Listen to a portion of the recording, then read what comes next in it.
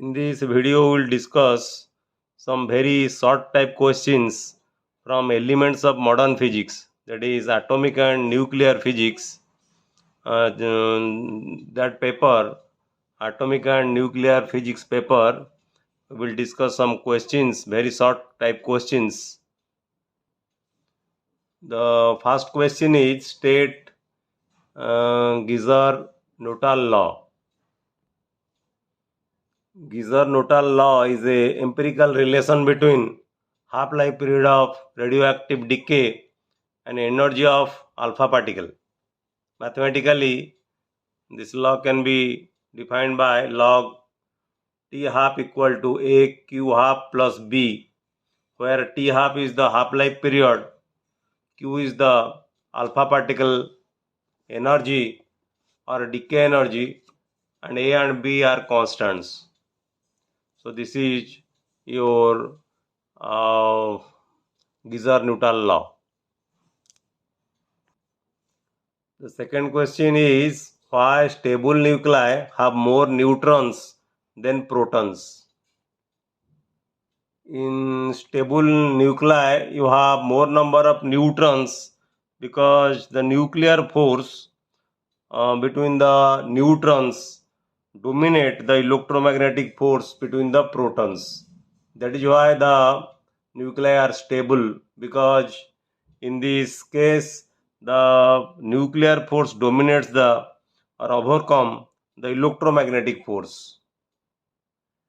The next question is, what are short range alpha particles? You know, in Rutherford experiment, that is the gold foil experiment, the short range alpha particles refer to the alpha particles with low energy and limited penetration power, and these short range alpha particles, they returns back after striking the gold foil.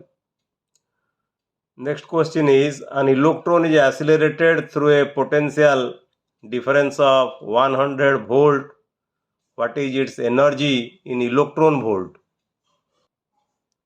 So you use the simple relation, that is energy or work done is equal to the potential into charge, because potential is equal to W by Q.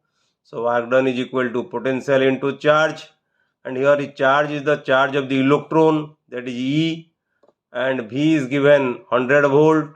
So the energy which is equal to work done, that is the energy will be equal to 100 electron volt. Next question is, what is electron capture? Electron capture is a type of radioactive decay in which a proton inside the unstable nucleus absorbs an electron from atom's inner shell. Since the K cell is nearer to the nucleus or L cell is also nearer to the nucleus, generally the proton captures electron from the K cell or L cell. If the capture takes place in K cell, it is called K capture, and if the capture takes place from the L cell, it is called L capture. So this proton and electron combine to form neutron.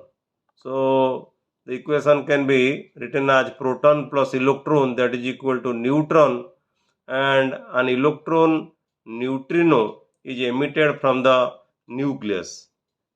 Because a proton is converted into a neutron, the atomic number decreases by 1 and the nucleus remains in an excited state, so it emits gamma rays to come to its ground state. Then next question is, explain Compton shift. The difference in wavelength, that is the wavelength of the scattered photon minus the wavelength of the incident photon. Suppose this is equal to delta lambda. This is called your Compton shift, which is equal to lambda c into 1 minus cos theta, and here lambda c, this is called your Compton wavelength, which is equal to h divided by m0 c. H is the Planck's constant, m0 rest mass of the electron, c is the speed of light. So here lambda prime, this is called the wavelength of the scattered photon, lambda is the wavelength of incident photon, and I have told you lambda c is the Compton wavelength, and the difference between the wavelength of scattered photon and incident photon, this is called your Compton shift. Next question, if the alpha decay of uranium-238 is energetically allowed, what prevents uranium-238 from decaying all at once? Though alpha decay is allowed in uranium-238, but the quantum mechanical tunneling effect is extremely low for uranium-238. So the half-life period of uranium-238 is very high, that is 4.5 billion years. That is why though alpha decay of uranium-238 is energetically allowed, you have no decay of all uranium-238 at once. Next question is, write the limitations of Rutherford atomic model. So you have two limitations of Rutherford atomic model. One is your stability of atom, and the second limitation is line spectra. As we found in experiment, discrete spectra of discrete wavelength, that is line spectra, which cannot be explained.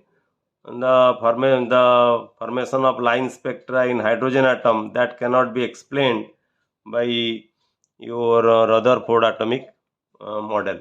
So for clear understanding, you watch my video, the limitations of Rutherford atomic model.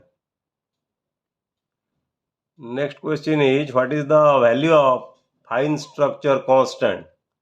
So what is fine structure constant? It is also called Sommerfeld constant. The fine structure constant gives you the strength of electromagnetic radiation between elementary charged particles, which is a dimensionless quantity, and this is represented by alpha. Alpha is equal to 1 by 4 pi epsilon 0 E square by h cross c, which is approximately equal to 1 by 137. Next question is, write the expression for wavelength of electron moving under a potential difference of V volts. So you have to write only the expression. You should not deduce it. It is given to write the expression, and the expression is lambda equal to h divided by twice m e square root. So h divided by twice m e equal to E into V.